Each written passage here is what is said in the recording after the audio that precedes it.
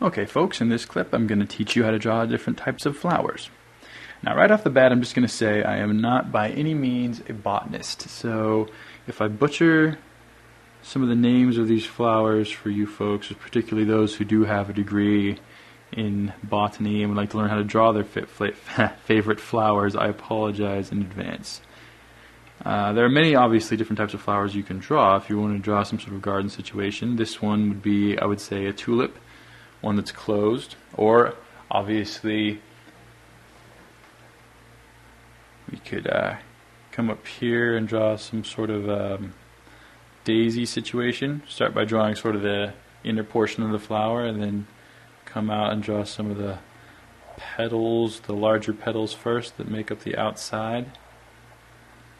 And then obviously the main thing with flowers is you really want to take your time to observe what each and every one of them, what kind of shape they take on in and of themselves.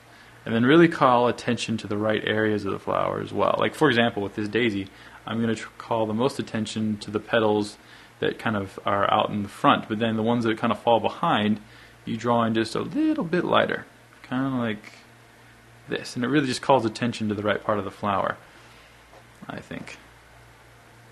Another way to do it would be to come in here and start by drawing the outer petals first, sort of like a four-leaf clover clump type situation. Then come in and draw maybe the tiny little middle portion.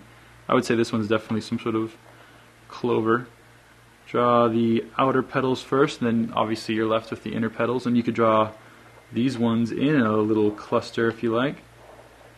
Really kind of use your imagination. Most folks, I would say, naturally are inclined to go straight for the, traditional rose type situation when they're drawing their little flower bed if for some reason they need to.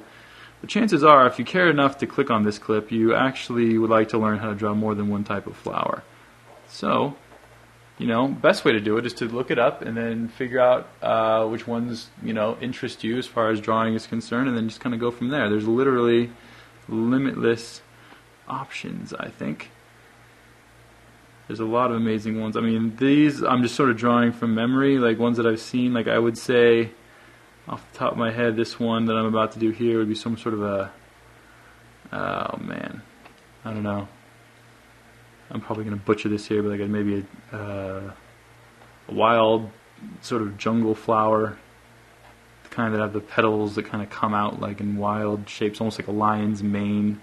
Something that you wouldn't find maybe in your backyard, obviously. Or, if we really want to get crazy, we can come down here and draw sort of like a tiger lily type number, where you start with the inner stem and then draw long, almost curvy petals that kind of come out like that, and then